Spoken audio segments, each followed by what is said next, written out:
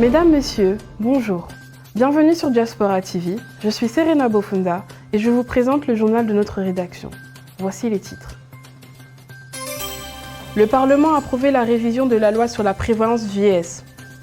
Une motion de demande à ce que les exigences linguistiques minimales pour obtenir la nationalité suisse soient revues à la hausse.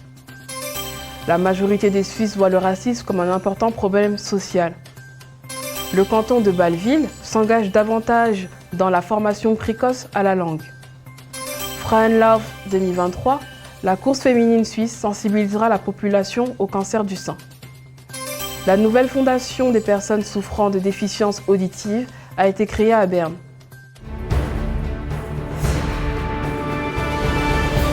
Le Parlement, à majorité conservateur, a approuvé la révision de la loi sur la prévoyance vieillesse.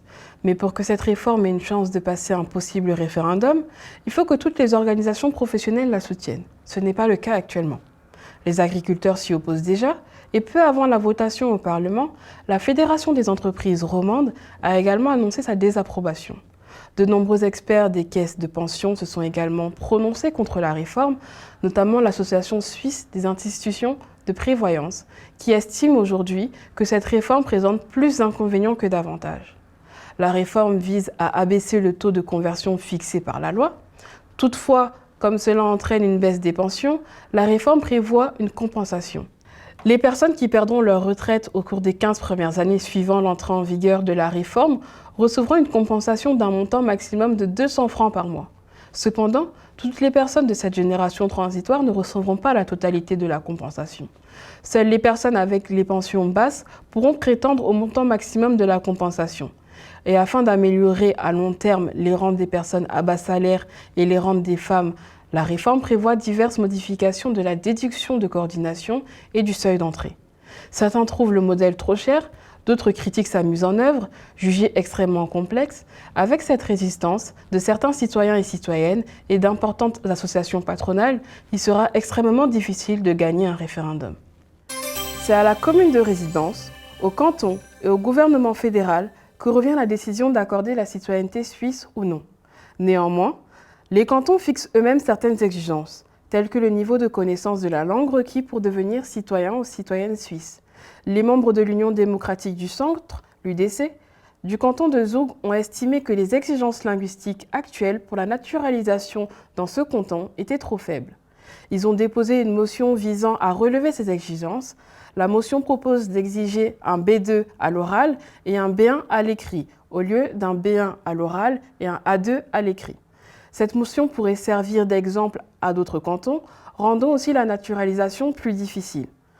D'un autre côté, l'appel à la réduction du temps requis pour devenir citoyen et citoyenne suisse, soit de 10 à 5 ans, au niveau national pourrait rendre la situation un peu plus facile.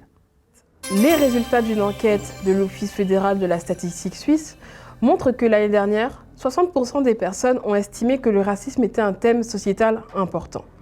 La Suisse compte une population résidente d'environ 9 millions de personnes, qui représente plus de 190 nationalités.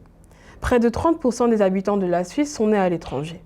La même étude montre que 59% des personnes interrogées considèrent que l'intégration des personnes migrantes est une bonne chose. Malheureusement, près d'un tiers des personnes disent avoir été victimes de discrimination et de violences en raison de leur origine ou de leur apparence. Le taux est de 40% pour les personnes issues de l'immigration et de 50% pour les jeunes âgés de 15 à 24 ans. La plupart des interactions impliquant la diversité ont lieu au travail.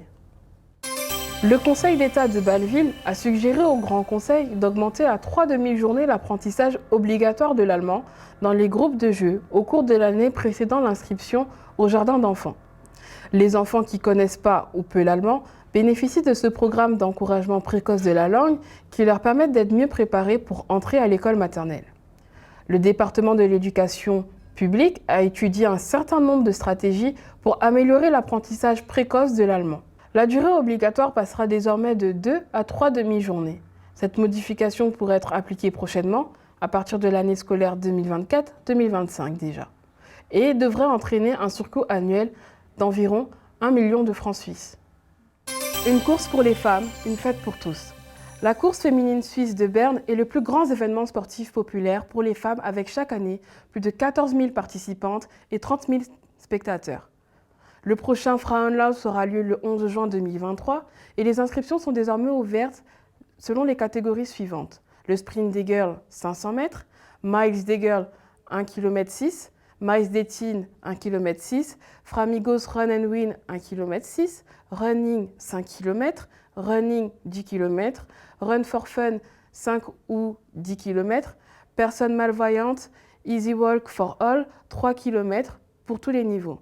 Les personnes intéressées peuvent aller à l'adresse affichée sur l'écran ou scanner le QR code. Cette année, le Frauenlauf vise également à sensibiliser au dépistage précoce du cancer du sein.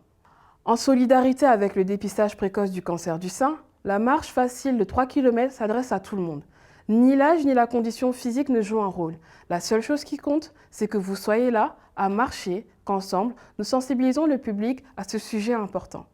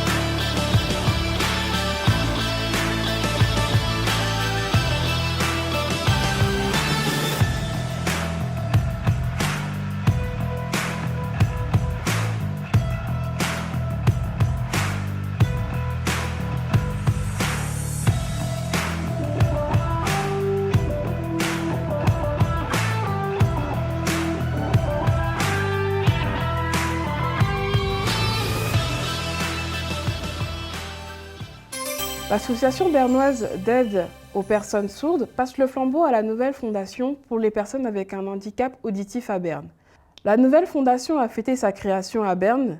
Diaspora TV a assisté à l'événement et a eu l'occasion de s'entretenir avec les représentants du conseil de fondation, en particulier avec le président Daniel Eberli et Dr Tatjana Bengeli, la présidente de la Fédération suisse des sourds. Unsere Nutzen sind dorthin zu suchen, wo wir das Zusammenleben zwischen Hörbehinderten, Gehörlosen und Hörenden optimieren. Wir sensibilisieren die Gesellschaft über die Probleme und Schwierigkeiten von Hörbehinderten und Gehörlosen. Immer noch gibt es Menschen, Hörbehinderte, welche Konflikte erleben und keinen Zugang haben, Barrieren erleben. Wir kämpfen dafür, damit sie mehr Zugang erhalten. Deshalb, wenn sie Dienstleistungen erhalten, dann haben sie vermehrt Zugang. Unsere Kollektivmitglieder unterstützen uns dabei. C'était le journal de Diaspora TV Suisse. Merci pour votre attention et à bientôt sur notre chaîne.